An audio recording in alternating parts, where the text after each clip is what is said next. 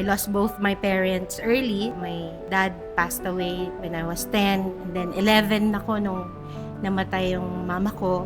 Na-remind ako dun sa isang dream ko nung bata ako. So, pag naglalakad ako, may habit ako na naglalakad ng nakayuko. Sabi ko, sana makapulot ako ng isang bungkos ng pera. Yung parang, alam mo yun, parang kung makapulot lang ako kahit isang bungkos na pera, mababago yung sitwasyon ko. Yung, kasi I have experienced that, yung hindi mo alam saan ka kukuha ng kakainin mo. Dito pala ako maiiyak. Tissue po.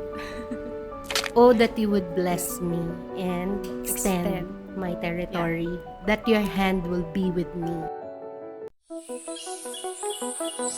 Faith isn't just for Sundays. It's lived every day, in real moments that shape who we become.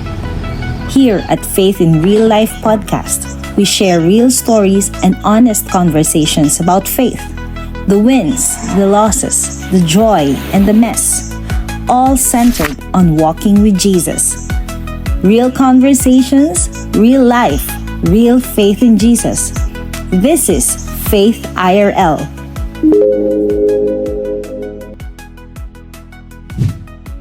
Hello everyone and welcome back to Faith IRL. If you have watched our previous episode, you might wonder, parang may bago for today. And yes, you are right, because I will be joining as your host for today's episode. I am Patty, and I'm very honored to be here, especially for today, because we also have a powerhouse guest with us. And excited ako na makilala nyo siya, and she's sitting here with me. She is a licensed real estate broker, appraiser, and consultant. And not only that, she also holds a PhD in Development Administration, major in Environmental Management. At kung hindi pa sapat ang lahat ng iyan, she is also shaping the next generation of professionals as a professor of BS Real Estate Management, a loving wife, a mother of 3 beautiful kids. Let us all welcome Miss Anne-Jane Gamboa. Yay! Hi! Thank you very much, Prof. Ange, for being here and gracing us your presence for today. How are you feeling for today? Confused? No, because galing pa ako sa madaming activities bago to. Yeah. But excited at the same time. Yeah, and I hope you will enjoy yung conversation natin for I today. Yeah, so grabe po, no, when I read about the introduction and yung background nyo, parang isa lang masasabi ko talaga na impressive yung titles and achievements. And I am one of the many who's looking up to you. We know that your career build is not an overnight success. Looking back, pwede niyo po ba kaming bigyan ng background on how your story unfolded? How did you eventually find your way into becoming real estate professional today? Looking back, actually, this opportunity, it really allowed me to look back, no? And wala talagang straight line eh. So I never really imagined myself being in the real estate service. Kung titignan mo actually yung bachelor's degree ko, chemical engineering, tapos paano ka napunta sa sales, paano napunta sa real estate specifically. I think it's all by God's grace. I did not grow up stable. I did not grow up in a stable environment. I lost both my parents early. My dad passed away when I was 10, and then 11 ako nung namatay yung mama ko. So I had to really work different jobs. So I did not have time to think about anything else other than, just survive. It's still amazing on how you become who you are today. Pwede po ba kayo mag-share ng moment na kailan nyo na-realize na yung career nyo is not just your personal idea, but it's an assignment from the Lord?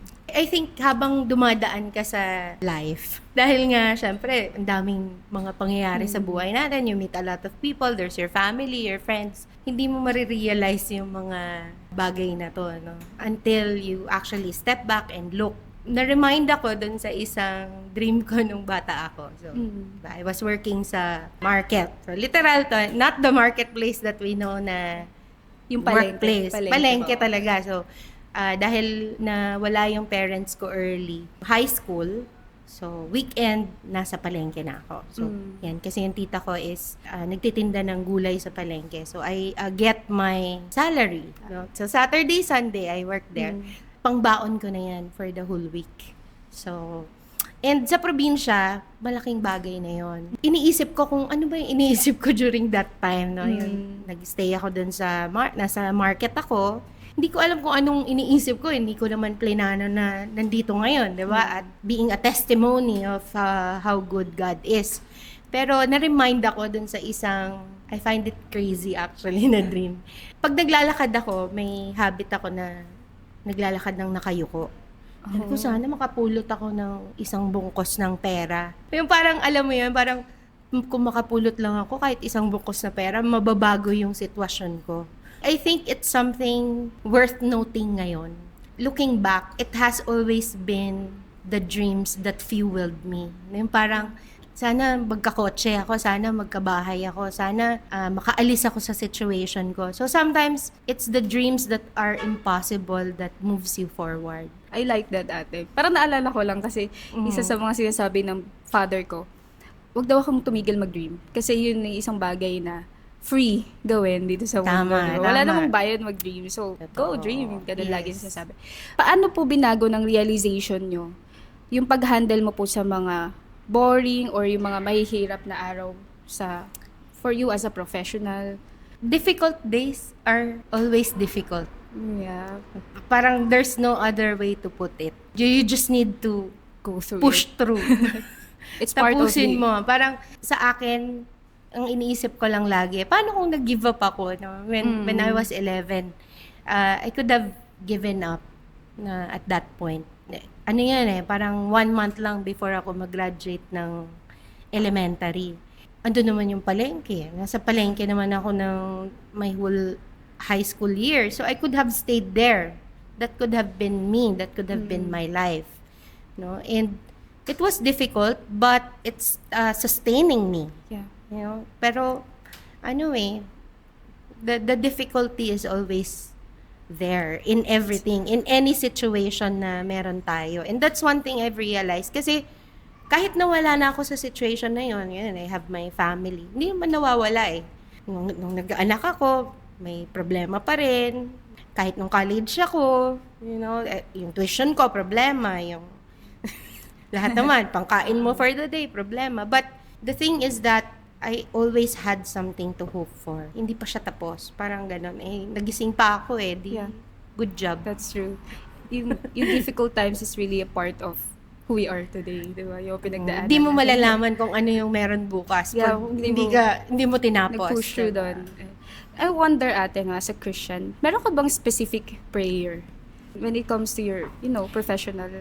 I have this favorite book when I was in college. It's the Prayer of Jabez. You'll find that in the Bible also. Sabi ng prayer ni Jabez, diba? Oh, that you would bless me and extend my territory. That your hand will be with me. But yeah, gusto ko rin yung prayer na yan, actually, Yeah. yung the prayer of Jabez. Pero when I hear that kind of prayer, parang I personally think na it takes a lot of courage, tapos may great Yeah. responsibility to ask blessings from God. Kasi inask ni Jabez, di ba, that you bless me, di ba? Meron akong experience. Siyempre, when you're praying for it, you're just looking at the blessing. Sabi ko, Yeah. parang, hindi, Lord, parang, sabi mo, bless mo ako, pwede kong pag-pray tong prayer na to, that you would bless me. Pero, ang hindi talaga natin nare-realize sa prayer na yon is that the expansion. Yeah. Kasi pag ina-expand ng Lord, naalala ko yung preaching na to ni Pastor Paul, no? Yung tatanggalin ng Lord yung peg ng tent mo and then i-expand niya yung tent mo. And those seasons are unstable. Pero you have to wait kasi it's your prayer. You prayed for the blessing, you prayed Yeah. for expansion. So Yeah. you have to allow it to happen. Really takes courage po talaga, no? Parang the more blessings and the more parang sphere of influence that we have around us or that we prayed about, it means that we have to have a greater, alam mo yun, responsibility din. Nabanggit ko po yung sphere of influence. Influence often happens in the margins. So, in your point of view, imbes po na parang puro salita o puro sermon tayo, paano mo po nagamit yung professional skills niyo po or position of influence mo para makatouch ng buhay ng isang tao? There was a point sa profession ko that I nearly gave up. Sabi ko, ayoko na dito. As a Christian, mula college First year college ako nung nakakilala ako sa Lord So, the whole college years ko, wala akong boyfriend, gano'n. So, medyo tayo, saradong Kristiyano. May ganun ba?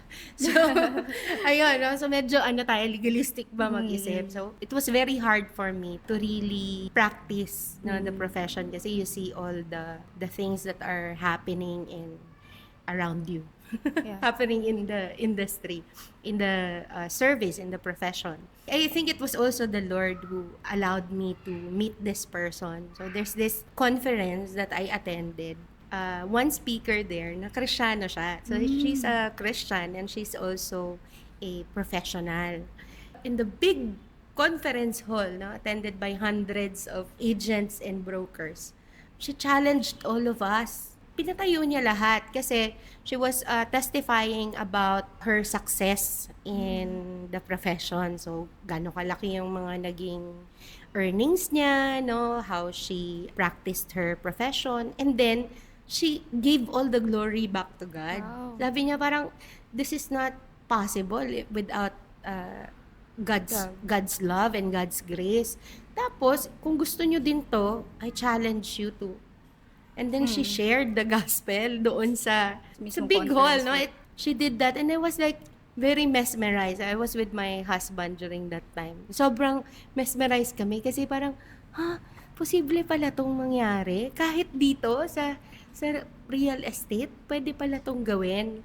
So paano? So from that point on, I was really challenged, Sabi ko I want that platform. I want that influence. I want to be able to speak to the lives of those who are practicing real estate. And I want them to see how good God is in my life as well. Nung pinag-pray ko yon, nandun din kami sa point ng life namin na we are renting, hirap pa ako mag-practice kasi nga wala din kaming sasakyan. I'm working 8 to 5. Paano ko gagawin yun, Sobrang imposible talaga siya. But that's how it started. Me dreaming to be in that place of influence. Yeah. So, that's a very good realization of how can you use yung platform na meron ka to glorify the Lord. Grabe din. Siguro kung nandun din po ako sa conference na yun, grabe din akong swept away. Baka maging speaker ka na rin. Speaker na rin ako. Baka maging professor ka na rin. next conference, nandun na rin ako. But, I wanted to talk about the faith under pressure naman. Because real faith is tested when things go wrong, di ba? Minsan we have a difficult boss or a lost contract or maybe a failed project na rin.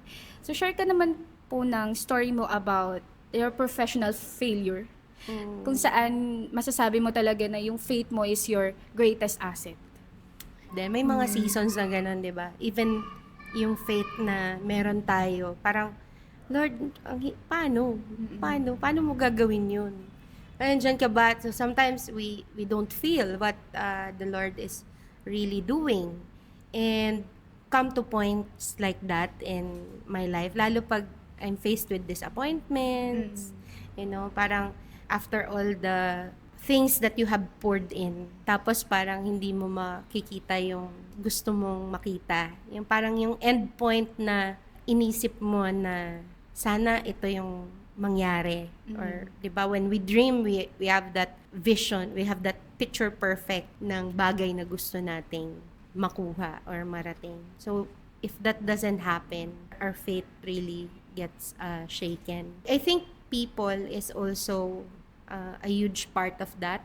Yung mga taong kasama mo, the people that you deal with, they may encourage you, they may disappoint you. Nire-remind lang ako lagi ng Lord na at the center of His will is His people. Pag nasa practice ka when you're doing your work, when you're in the workplace, you're with your family, no, you're with your friends. Kahit sila yung nagbigay sa ng problema, kahit sila yung mga tao na nagbibigay sa iyo ng encouragement or sama ng loob, no, or yung mga taong nakadil, especially with me, no, you deal with a lot of people with different personalities, different interesting people, no, in the marketplace. And disappointment will really happen. But I always think na, sige, love ka pa din ng Lord. Parang, this is just you in this moment. But this is not who you are in God. So, you just choose to believe that ang will ng Lord yung masusunod at the end of the day. Yeah.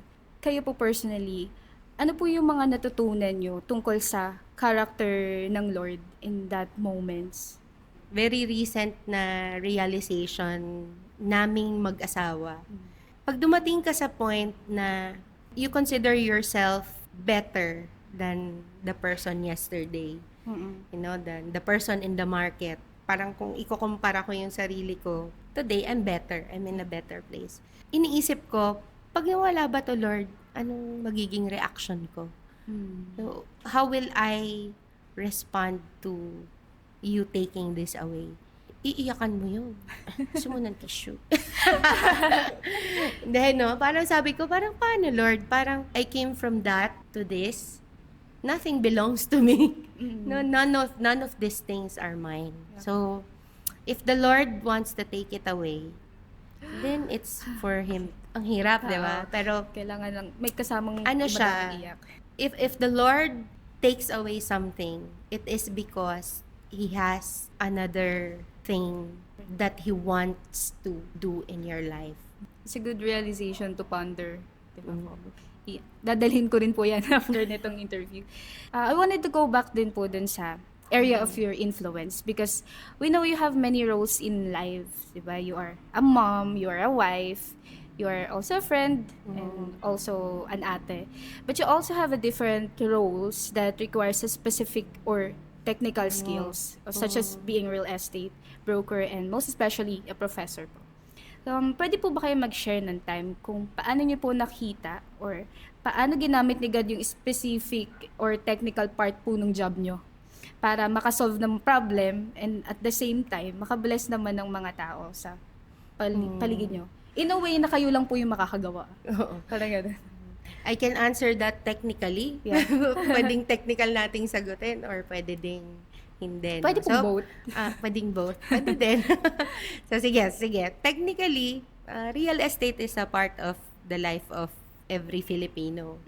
So, kumbaga, isa yan sa mga pinakamalaking problema natin sa Pilipinas dahil hindi mahilig mag-transfer ng title ang mga tao, yung mga minana na from the magulang. So, from those little things, I could say that I was able to help a lot of people who asked me questions, no? And madami na talagang nagtanong ng ganong questions. So, technically, madami na akong nabigyan ng advice, sige, isang instance na lang. No? There's this one instance na meron kaming isang student na hindi pa maka-graduate kasi wala pang pambayad. Pero dahil parang we had to decide kung papasamahin ba siya sa graduation or not. So we had to decide at that point in time na sige, pasamahin na natin siya. Personally, I decided on that because yung empathy natin. Parang minsan niisip ko pag gumagawa ako ng ganong mga decision, parang sabi ko, tama ba yung ginawa ko?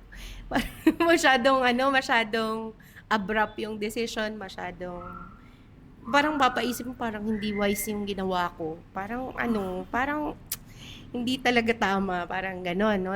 So, syempre, when you're making those decisions in those moments, as a business person, hindi talaga, Kumaga parang ikalulugin ng kumpanya yung gagawin mo, parang ganon.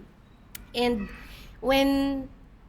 we always do this, we go to different regions and then we meet up with some of our students. And this specific student, sinundo niya kami sa pier, tapos drive niya kami doon sa kanyang place. Hindi ka sabihin kung anong place, basta he drove us around and then he showed all the tourist destinations. Talagang dapat whole day maiikot niya kami. And during the ride, he was telling us about his story. So apparently, nung time na inallow namin siya mag-graduate, nagde-decide na siyang umalis ng Pilipinas. So mag-work na siya. He's going to work abroad. Nung tinawagan namin siya na, sige, mag-attend ka na lang ng graduation so you can take the exam after, kasi makakapag-take na siya ng board exam for brokers. So, in short, because of that decision, nag-decide siya na hindi umalis. So, he stayed. No, he took the exam. He passed the broker's exam. And he was very grateful. Kasi he was able to get back his children. Ngayon, parang he owns bahay niya. No? He already has his house and lot. So, parang alam mo yun, parang, it's overwhelming yung gano'n. Na parang, those little stories, it encourages you na parang, sige, this is why I'm doing what I'm doing. I love hearing those stories. So, kung meron yung mga students ko na, na may ganang story, I always love hearing them. It makes my profession not a profession, but calling. It's a vocation. Vocation, yeah. Siguro yun ang gandang word. Since you talk about the vocation po, paano nyo po na-keep in mind that your workplace ay isang mission field or vocation nyo? Without making it like a burden for you, pabigat for you? So, actually, I think it's related din doon, no? Doon sa story na yon. Kasi, when I talk to my students, syempre in the classroom, very technical yon, no? You have the lessons, then you have the exams. Pag board exams, medyo lagari yung sessions doon. But I enjoy the coffee moments, no? Yung halimbawa, tapos na sila, tapos we sit down, we share lives. I ask their stories, they tell their stories. And I think that's what matters. Yung whether you meet with them sa classroom or you talk to them for a moment, you get to share a piece of you to these people. And lagi kong sinasabi to na when they look at you, you might be the only Bible that they will ever read. Like your life may be the only Bible that they will ever read. Baka hindi nga nila buksan yung mga Biblia, no? But how you live out Christ. And so I think that's what matters. And lagi kong sinasabi sa mga students ko, no, na ang hirap actually sa workplace kasi you encounter a lot of people, interesting people, diba? Interesting lives that you share with each and every one. And that's okay. I mean, Jesus also diba? Reached out to the unloved, the unlovable people. Hindi ko sinasabing unlovable kayo, Yan, love ko kayo. Love ko kayong lahat. Magko-comment na lang daw sila. Magko-comment na lang sila. Parang ang sarap maging professor ni Prof. Ange. May coffee after the May coffee after, lessons and exam. So, siya, parang you always have to really show who you are. Kasi pag kasama mo na sila sa workplace, hindi naman siya magtatanong, anong religion mo? Tapos, sino yun? Ano yun? Jesus. Okay, sige, hallelujah. So, they won't do that. Right after college, pag nung nag-work ako actually, shock na shock ako. Shock na shock ako sa kultura talaga. Sabi ko, hindi ko kaya. Hindi ko kaya, sa bahay na lang ako. Sunday Christian na lang, no? But it's not it. It's how you stand firm in your faith. Yeah, I'll take that as a reminder din kasi professional din po ako. And minsan naisip din, may iba po kasing naisip nila, yung work nila is like a secular part. It's not it's unimportant to God. But as Christians, we look at our profession or yung work natin as a mission field talaga na. That we grow wherever we are planted. And yun nga po, di ba, maybe our life is the only Bible na lang na binabasa ng iba. So, let's leave it out, di ba, ang ating pagiging Christian. And, we want to be the light. Di ba? We want to be the light and salt and light in our yung workplace natin. Sa inyo po, paano niyo po ba nababalance yung pagiging authentic Christian na hindi po kayo magmumukhang preachy or masyadong religious sa isang professional environment? Siguro ako, ang ginagawa ko lang lagi is I hear them first. Kasi just because you don't share the same faith with a person doesn't mean that they're wrong and you're right. Isa sa mga teaching na lagi kong naalala is that the difference between humility and false humility is very thin. Like the moment you feel na you are better than the person sitting next to you, pride na yon. That's already pride. And I allow myself to listen first. And then I always find opportunity to add value to the person. So whatever it is, kung ano man yung kaya kong mabigay. So, I just give it. Yan lang. Sabi ko nga, don't be afraid to share what you know. Kasi, at the end of it, everything comes from God. Meron kasi ako mga na-encounter before na yung takot sila in education, di ba? Parang we are very particular with, huwag mong i-share yung yung file na yan kasi akong gumawa niyan, ganun, no? Pero, and it happens in reality. So, sabi ko, ang hirap naman kasi kailangan mo uling i-work. But, what God told me is that He gave us the ability to create.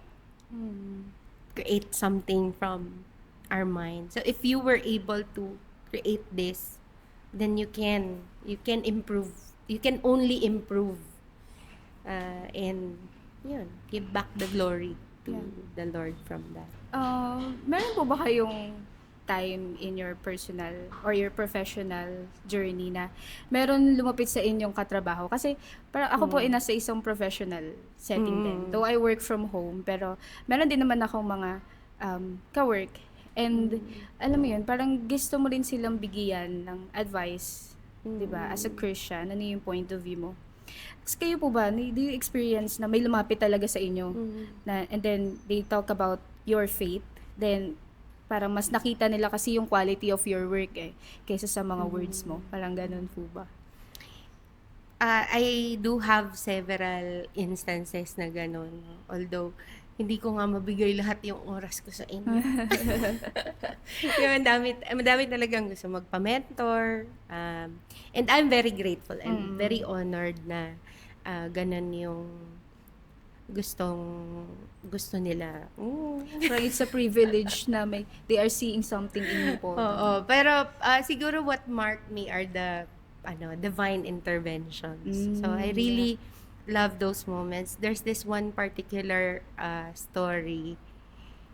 Madami kasing tumatawag talaga sa phone ko, no, because of the number of students that we have. There's this one phone call that I took isang beses. I forgot kung Sunday yun or Saturday. Sa weekend. No? And then, she called. First time kong i-take yung call ng person na to. And then, apparently, very lost siya at that moment. So, parang, hindi naman niya alam yung about my faith. No? This person doesn't know about my faith. So, she just wanted to talk to someone because someone died. During the conversation, naiiyak lang siya. Actually, yung tumawag siya, nagtatanong siya about a certain document.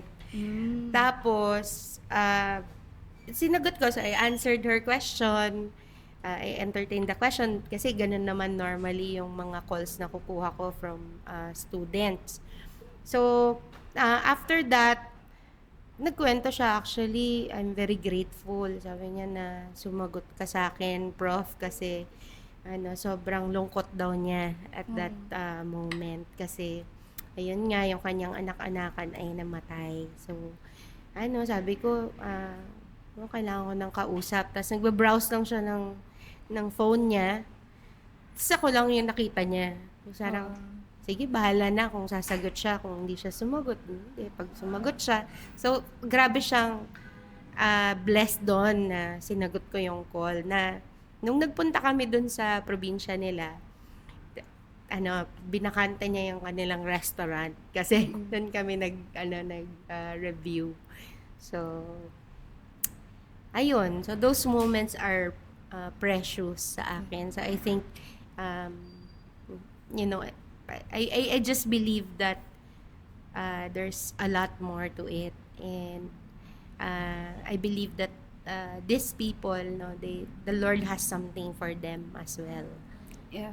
Parang I was about to ask if na-mention nga po niya kung bakit kayo yung tinawagan niya in that very moment. Wala talaga. Walang As specific. in, I believe it's really a divine intervention divine po. intervention talaga yon. As in, sabi ko parang right after nung call na yon, natulala din talaga ako kasi sabi ko, grabe naman. Tapos parang, grabe yung affirmation din ng Lord sa akin na parang, see, I placed you there for a reason. Parang, are you able to connect to this person if you're not there?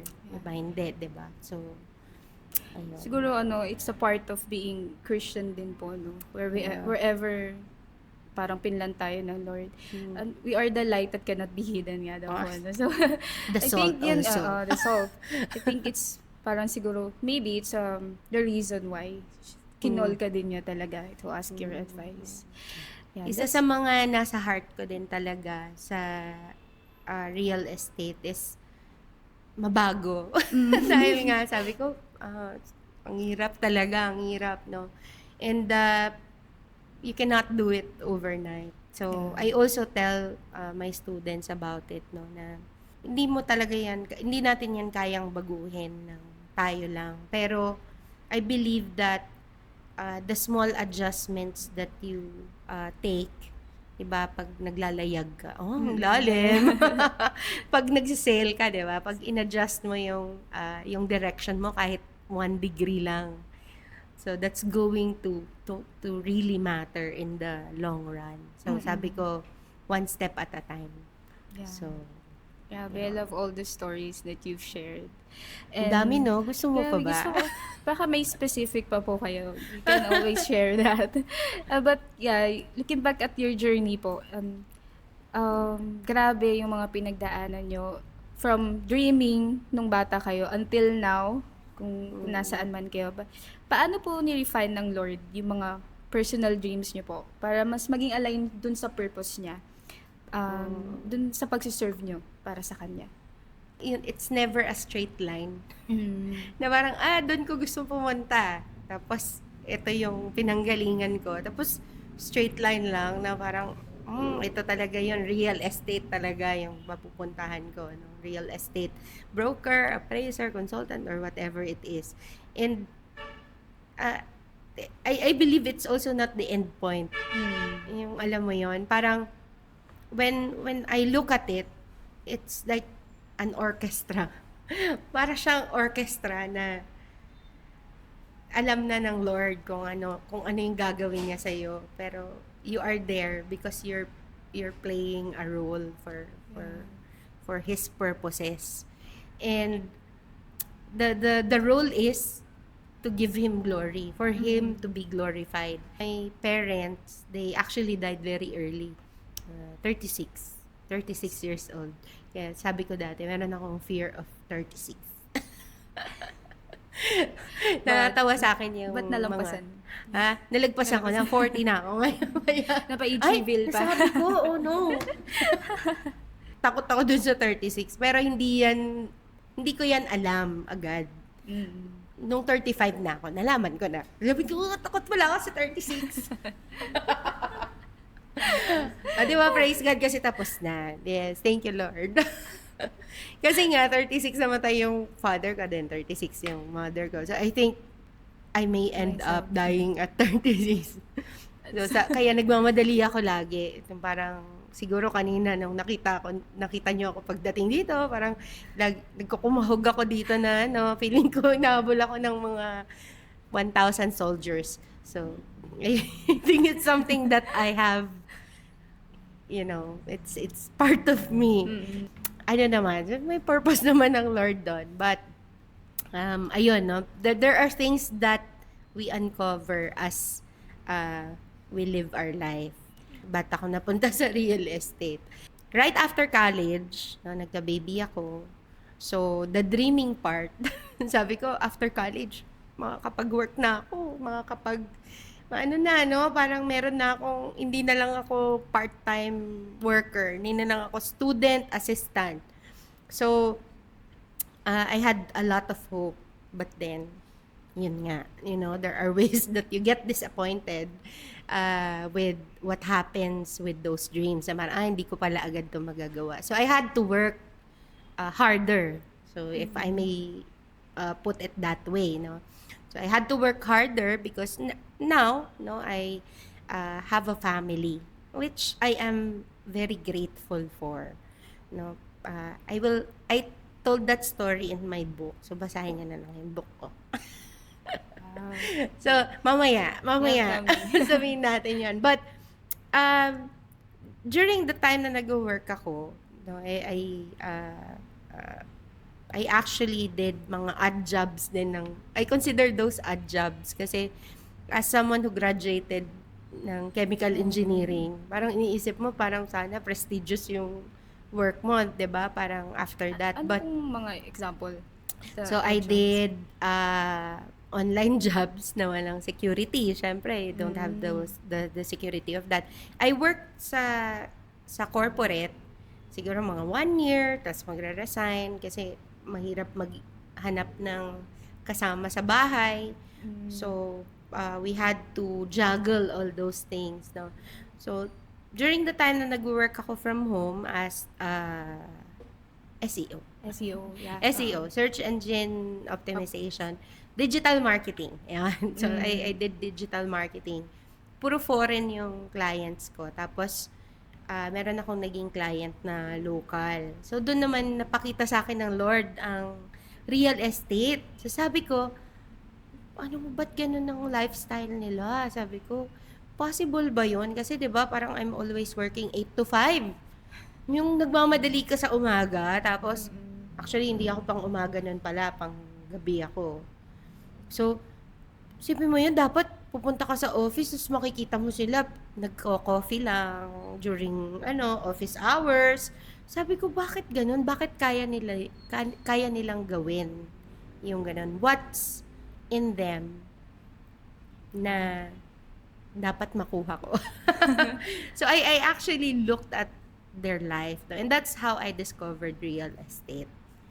So, it's always the dreaming for me that really moved me forward. Yung mga small nudges na gano'n, na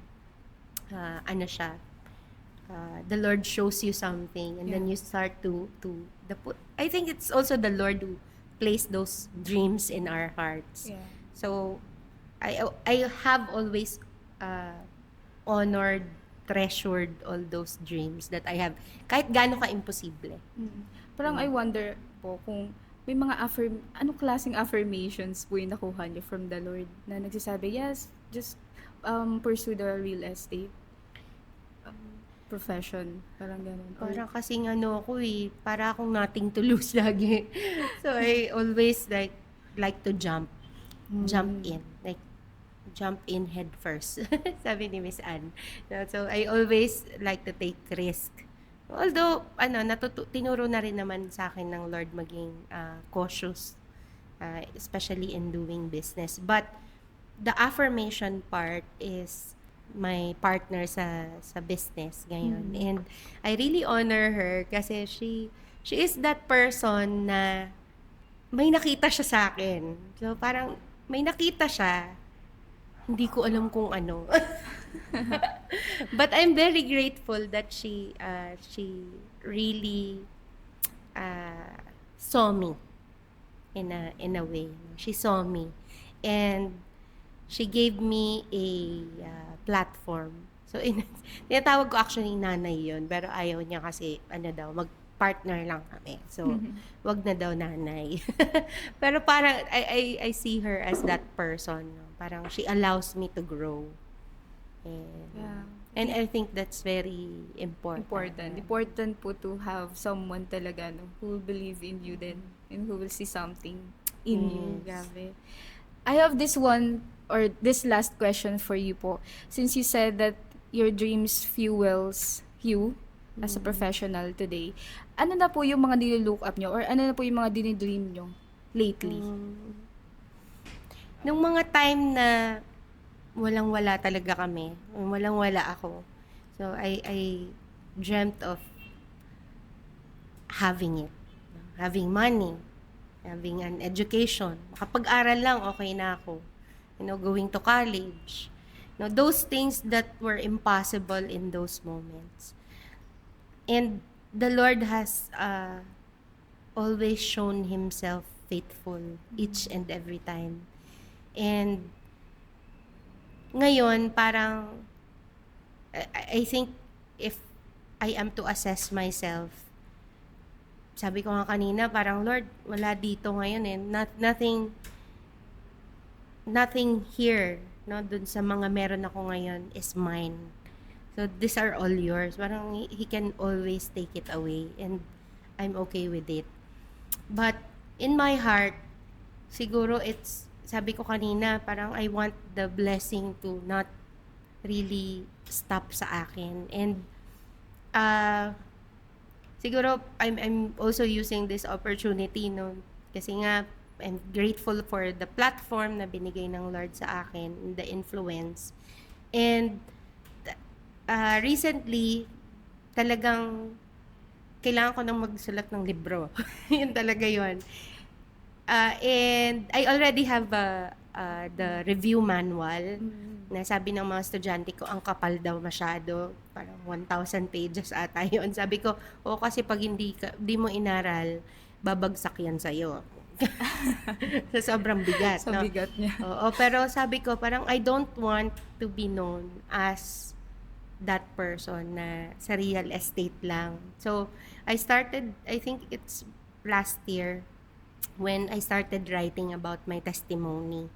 So, I really wanted the people to know how God has been faithful in my life. And that's how I want to move. Parang yun yung dinidream ko ngayon na parang, Lord, sana I can be that influence na I'm not limited with the professional part lang, na real estate part lang, that I'm able to make this difference in the life of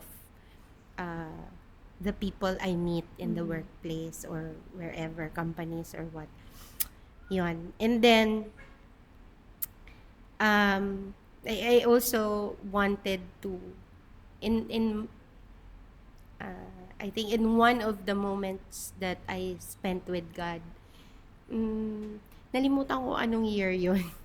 Yung when God gave me that vision, si Josh at ako noon ay nagda-drive. Anong sasakyan natin nun? Brio?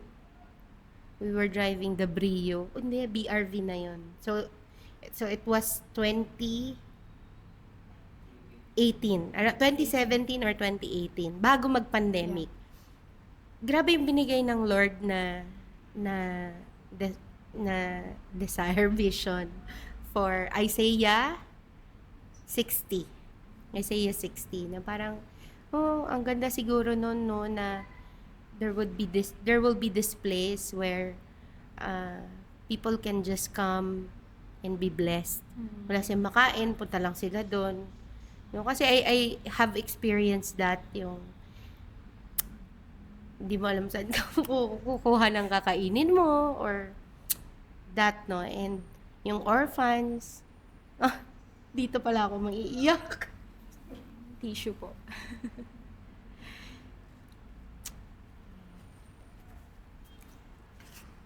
sabi ko pa naman, di ako iiyak today. Hindi po ako nagpaiyak. It's okay po. You can you have tissue? And you know that the Lord always remind me of the people I met, whether good or bad. You know, alam mo yun, kasi they help shape who I am ngayon. And yung mga taong nagbigay ng tulong during those times, and I think it made all the difference. Those people who believed in you, believed in me, they gave me opportunities. So I want to be that person to someone also. Yung parang when I look at people, parang gusto ko, sabi ko, Lord, sana I would be able to make that difference to someone then.